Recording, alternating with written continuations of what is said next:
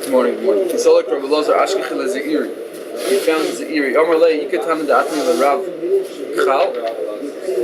Is there someone here who taught Rav Chal that Chal is Asr? We had two statements on Kuftes and Bebeit that said Rav held. The Mishnah said that Chal you have to rip it open, you have to be koiroi. More said Shesi ba'erev, Tachi ba'koi, so you smash it against the wall, and then you can cook it. However, if you didn't, the Mishnah says Einoi oiver olav. You don't transgress. The question is Eino oiver olav means it's mutter, Eino oiver olav means it's still Asr, you're just not oiver, not like it.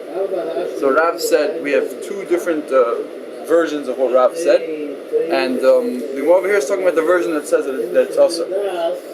So Rabbi Elazar asked, who taught Rav that it's Asr? He didn't like the fact that it was Asr. He wanted to know who taught it to him.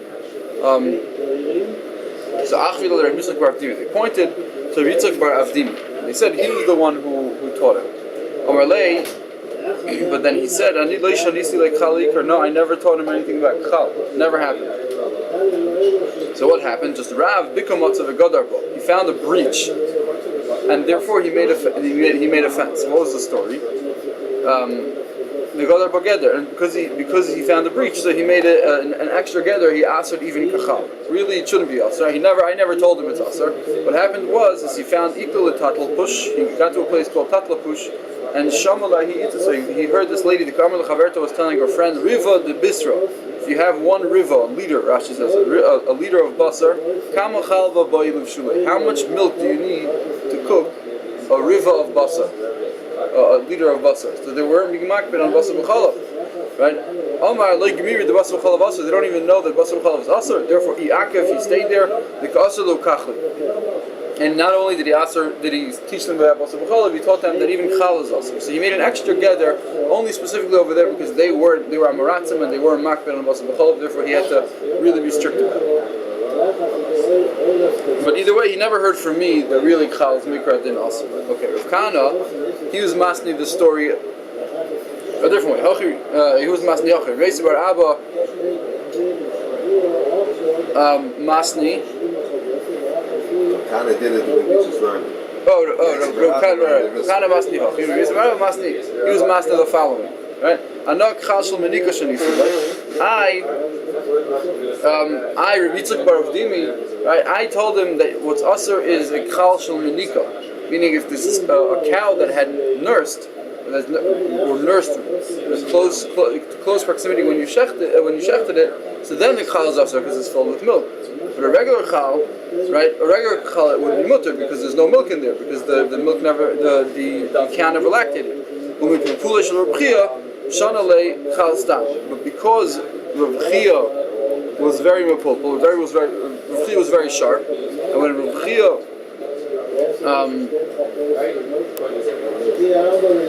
Rabbi Yitzchak Avudimi taught it to Rav Chia and also to Rav. And because he thought Rav Chia was so sharp, and he knew that Rav Chia would understand on his own that I'm only talking about specifically the chals that are of Menika, right? So therefore, he didn't have to specify. But Rav didn't understand. Rav, I guess, wasn't as sharp as Rav Chia. Rav Chia would have understood on his own that when Rabbi Yitzchak Avudimi said a chal, he meant only the chal of a Menika, only the chal of a cow that are actually nursing. But not a regular chal. A regular chal is mutter. But Rav understood that it all became masr. And the reason why Yitzchak Avudimi just left it open because he thought they were all mefulpul like Rav Chia. Mefulpul Rav Chia because he knew Rav Chia was so sharp. So suddenly chal stam. So he taught them chal, just stam chal without specifying. Okay, fine. Ravin v'Rav Yitzchak bar Yosef. They were iklu lebeir of papi. They came to the house of Rav Papa. They bought them a dish of chal, of udder. Yitzchak bar Yosef achal. Yitzchak bar Yosef ate it. Ravin lo achal. Amar Abaye wants to know. Ravin Tichla. Ravin, the one who lost children. Tichla means he was mishakel. Mishakel. Shikul, also like he lost his kids. For some reason, he lost his kids, and they used to call him that. They used to call him Ravin Tichla. So he says, Ravin Tichla, Amay Lo Achal. Why don't you want to eat chal? he says, Michdi Devisuder of Papi, the wife of Rav Papa, who was that? She was the daughter, she was the Barte of Rabbi Yitzchak Bar Nafcha. Avoy. Rabbi Yitzchak Bar Nafcha, Rabbi Yitzchak Nafcha was a Mori de Uvda Hava. It's an expression saying he was an Adam Gadol. Mori de Uvda means he's like a master on his actions. He's very medactic on his actions. So then, Ilav de Shmiel Mivei Noshan, if not for the fact that she, Rav Papi's wife, who was Yitzchak Nafcha's daughter, if not the fact that she heard it from her father's house, Lo Yava Avda. So it means you can trust her. Why you don't eat it? She has a Messiah to know how to cook the udder. She knows she did it well. Don't worry. The surah Lo Yachli Kachli. However, in surah they did not eat the udder. Kumpadisa Achli Kachli. They did eat the udder. Rabbi Bar Tamri. Okay, now the Gemara is going to story. Rabbi Bar Tamri, the Rabbi Bar Dikule, same person as Rabbi Bar Dikule. I don't know. I guess Tamri and Dikule are the same thing, right? I don't know why they called him like this differently. He was from Pumbedisa. Iklo Surah, he gets to Surah. Right again, Pumbedisa was the place that they did eat it, and Surah was the place that they didn't eat it. So he gets to Surah. B'mali Yom Kippuri, Erev Yom Kippur. Afkinu kol ha'alma l'kachlinu. Erev Yom Kippur, we said, was one of the big days where everyone used to shech the animals. There's a mitzvah to eat. Right, the Mishnah said that it's one of the days that you're not allowed to sell oisiv. You have to be meidia, that you sold the mother. Right, either way, they all shechted animals, and they all, because in Surah they didn't eat the udder because of the milk involved, right? So they all chucked it. They all threw it away. So Azal Ehu, he's from Pumbedisa. He takes it. Laktino achlino, he ate it. It's an area's free food, right? Everyone's throwing it away. So I said the commander of Chisda. They brought him in Rav Chisda. They found this guy. They found this guy eating chal. So the Shomrim, they brought him with this guy's eating chal. Who's this guy? So Amarlei, what are you doing this? How are you eating chal? No, it's good. Amarlei, I'm from the place of Yehuda, that was Pumbedisa, the Ochel that I do eat. We eat chal. We have the minhag to eat chal, so that's why I ate it. Amarlei, he says, there's a din that when you're going from one place to another place with conflicting minhagim, so the din is he has to keep the minhagim of the place that he came from, the chumras of the place that he came from, meaning if he's planning on going back. That's the way the Gemara explains it. Also, and while you're in the place that you're visiting, you have to keep the chumras of the place, the minhag hamakom. So even though very nice in Pumbedisa they eat chal, but over here you can't eat chal. The minhag is not. No, I took it out and I ate it outside the tchum. You're right. I ate it out of the city. Don't worry. So he asks him, Uvamet havitinu, and what did you cook it up with? I mean, where did you find eitzim? You had to make a fire to cook it up. How'd you do that? These are the pits. He found pits by the vineyards over there. They had vineyards outside of Surah. He found these pits and he burnt them up as coals, and then he made and he cooked up the chal. So he asks him, how could you have a no from those pits? Maybe the grapes were squeezed for yain nesach, and you don't know, they were just on the side of the floor. No, it was after 12 months, and after 12 months it dries up, and even if there's any wine left, it's fully dry. After 12 months it's fully dry, and there's no wine left. So even if it was yain nesach, it's still mutter. So he says, well, maybe you're stealing. Maybe someone wants these pits once, and you stole it. Amarlei, no, yush bailam hava. There was for sure the bailam were miyash from it. They don't want it anymore. Why they katchu be chilfi? Because I think it means like certain grasses started growing over them already. These pits that he found were there for so long, grasses were growing and it got moldy or whatever, so he knew that no one's interested in this. That even if it was owned by Bailam gave up on it already. So he's saying basically, I was able to take these things, burn them up, and make a fire to make my chal. Okay. Chazi the life of tefillin. So now Rabbi Chisda saw that this Rabbi Bar Tamri wasn't wearing tefillin. Amarlei, my time will have tefillin. Why not tefillin? Amarlei, he says, I'm sick, I have stomach issues. And someone has stomach issues, always has to go to the bathroom, he has no chiyuv to wear it all the time, because he's going to take it off every second, so he's patur from wearing tefillin. Rabbi Yehuda said, someone who's chayil me'ayin is patur from wearing tefillin. Chazi delava karam yichuti. He saw that he wasn't wearing tzitzis. Omarlei, my time less lachuti. Why don't you have strings of tzitzis? Omarlei, talis she'ulahi. It's a talis that's borrowed. And since it's the Amr Yehuda says talis she'ula, kol shloshim yom tur min tzitzis. All 30 days, if you borrow a talis, it's patur from tzitzis. So ad hachi, aisu lahu gavra. They brought this person, did I have a maker of uavimei, that wasn't respecting his parents, right? And so kaftuhu, they tied him up, and they were about to give him malchus because he wasn't doing the mitzvah, right? So Rashi explains that there's for a mitzvah saseh, if someone's not being mekayim, the Gemara in Kesuvah says meaning for regular license, you get, if Bezdin gives malchus, you get 39 malchus. But before a mitzvah, you'd whip him until he actually does the mitzvah. So over there, even though it's a mitzvah saseh over here, but they were being malchim because it was before. His parents told him to do something, and he refused to do it. So they were giving him malchus until he does it. So Rami Bartami told them, Shavkua, let him loose. You can't give him malchus for such a thing. Why? Titania, because it says, Kol mitzvahs asay shemat and schar mitzida. All the mitzvahs that the schar that you get from the mitzvah is mitzida. It says it's right there. Meaning the Torah tells you right away beferish that you're going to get schar for that. So then, ain't bezdin shalamata muzhar noleh. The bezdin of downstairs, meaning our bezdin, should not warn about it. They're not warned to give malchus for it. So kibud avayim, it says leman yarich yomecha, right? Since it's leman yarich yomecha, so therefore bezdin shalamata is not supposed to give malchus. Basically, the rationale is if the Torah promises promises the guy who does the mitzvah the schar, too bad on him. Meaning he's losing the schar. It's like beferish. He's losing the schar. I don't need to give him malchus. He sees already that he's losing the schar. The Torah says beferish that he's getting schar. And if he doesn't do it, he's missing out on the schar. So it's only something that it's not beferish. The schar isn't beferish. So therefore, we need to motivate people to do the mitzvah. And therefore we're gonna give him lashes. But over here it says it's matas schar b'tzida, so you shouldn't give him lashes.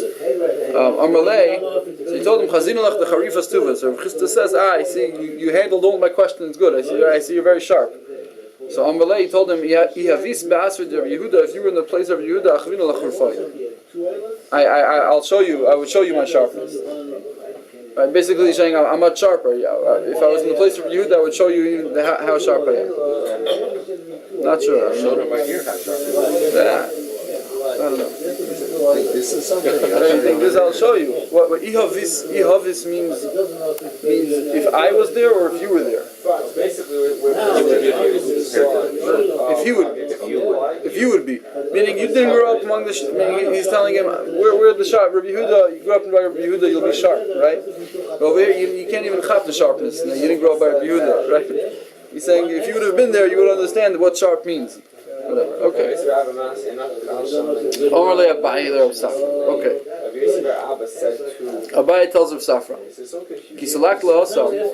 When you go up there, you should ask them. Oh, now we're back to Nusugi. Kavdo ma'atun beit. What's the halacha? What do you hold about liver?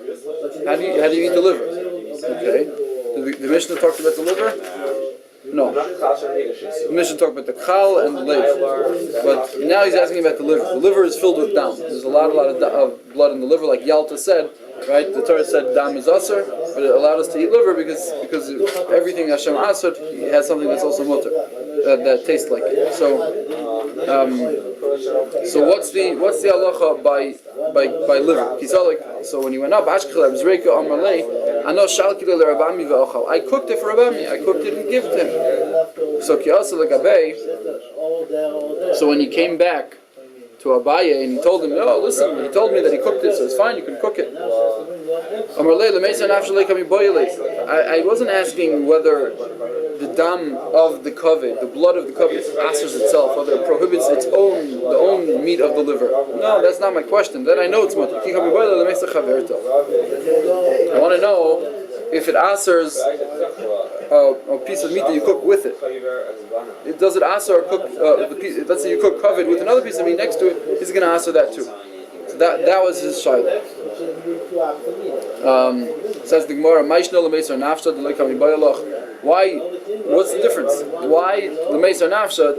That loymay bayalach. That you know for sure that it's not going to answer itself. Why? It's not ein ne'aseres. Because there's a Mishnah that says hakovid ein ne'aseres.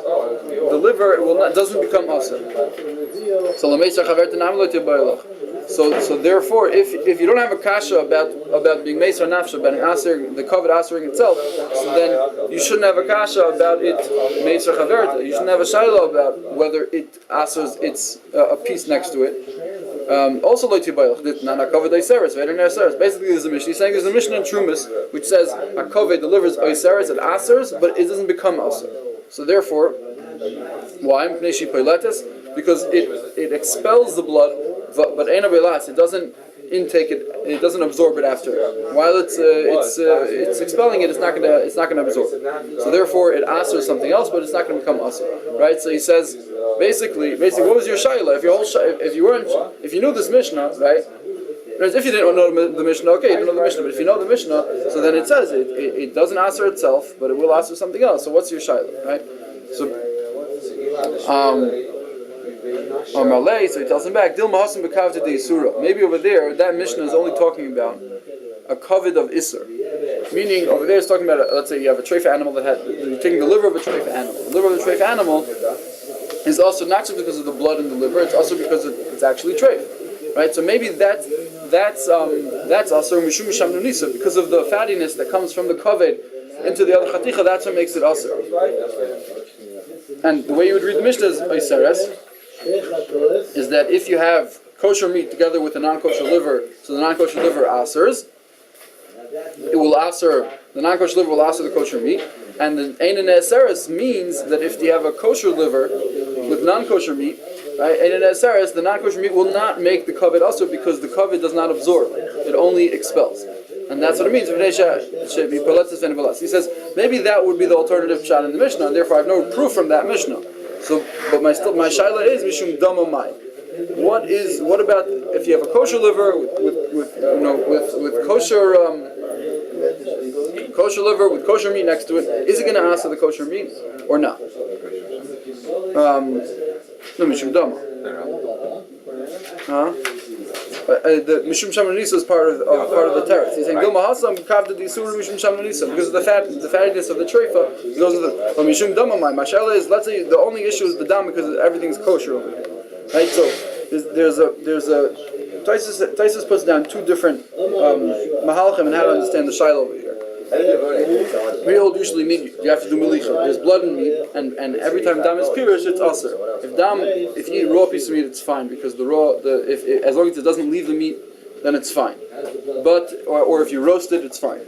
Or the other option is to do melicha. You do melicha, so you get all the dam comes out with the salt. Then you wash it off a few times, and then you can eat the meat. So now the shaila over here is. When the Gemara when Abai has a shayla whether they can eat kovid or not, is it after melicha or before melicha? Right. So Rabbi Tam first gives an approach to say that kovid is an exception to all dam. Why? Because the whole kovid, entire liver, it's so much full of blood, like Yalta said in the previous stuff. It's so full of blood, and the Torah was matter. So therefore, maybe we think that the kovid of the blood is tamazoi mutter. The dam of the kovid is tamazoi mutter. Meaning, even though other dam of the animals are sir, but over here, because it's the actual aver, the whole thing is dam, therefore we should say that even this dam is mutter. And Rabbeinu Tam even says that the dam of the kovid is mutter midoraisa. So over here, we're talking about even without melicha. The shaila is without melicha, should we still be geyser that it asers the next piece of meat if it's next to it? That was Abaya's shaila according to the first approach. According to the second approach is that no. Abaya means even after melicha. Everything else we know if you cook it before melicha, so it'll aser a piece of meat. But over here, the kovid and after melicha, right? After melicha, you get all the blood out, so now everything's mutter. But a kovid even after melicha, maybe we should say you can't cook it together with anything else because there's so much blood. Even after melicha, there's still more blood coming out, and therefore, yeah, you should be machmir. So these are the two approaches: whether kovid is better, kovid is liver is even more makel than everything else, or it's more machmir than everything else. And that would be how to set up the sukkah. Okay, that's this Taisus right here. So Kihadr Salik, So he went back to Eretz Yisrael. This was Reb Safra. He went back to Eretz Yisrael. He found Reb Zerka. He says this you shouldn't ask either. Right? Abaye said, no, I know that. Okay, I know you could cook it on its own. The question is, he wants to know, is it going to answer the neighboring piece of meat? He says, this you shouldn't ask either. Myself and Yanai braided Rav Ami Iklan the Yehuda, braided Rav Shimon ben Pazi. We went to this Rav Yehuda, the son of Shimon ben Pazi, the Krivulan, and he served us Kanya Bekufya, the Kanya, the trachea, the Kufya, with everything attached to it. Rashi says it's with the lungs, the heart, the liver, and everything that stems from the esophagus, right? It's attached to it. So they gave us everything. We ate it. So you see what? That they cooked the kaved together with the reya and the lave. Everything together was still attached. Everything was still attached when they cooked it. So you see, you're allowed to cook it next to each other also. So Maskil Ravashi, fragt me, the Tamer of Shmuel is Rukinya. The Dilma Pikana Chutz Lagdera. He says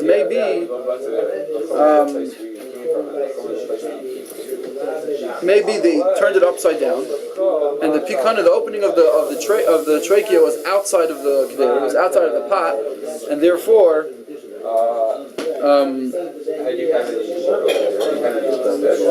the dam would go out that way. Right? I guess even if it's upside down, why would it go out that way? Wouldn't gravity make it go down? And maybe the way it was set up was that either way, whatever. He's saying maybe the dam had a special way to exit, and that's the way they cooked it, and therefore the dam didn't mix into everything. But regularly, you have to be chashish, the dam mixed in.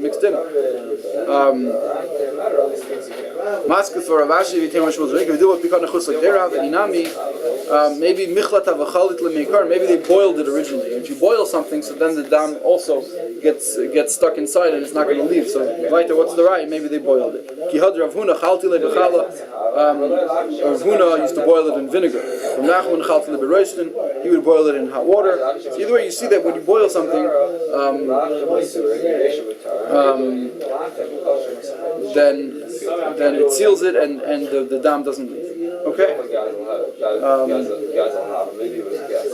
Sealing it shouldn't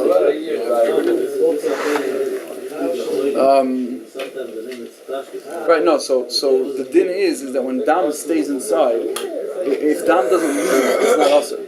As long as the dam is still absorbed into the meat, it's not an issue. The only dam that the Torah asks is dam shepirish. If it was pirish from the aver and then goes back inside. So the problem is that when we're mavashal meat, if you don't do melicha, so the heat will make the blood expel from it'll go out of the aver and then go back inside, and that's the problem. But when you boil something and you throw it straight into boiling water, so it's supposed to freeze it inside, sort of, and it doesn't go out.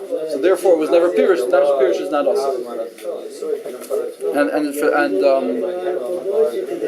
tzli also is a similar type of mechanism where we say that whatever comes out will be vacuumed by the fire, like Mishav Shariflay. We'll see tomorrow, and whatever stays inside also. So it's not a problem.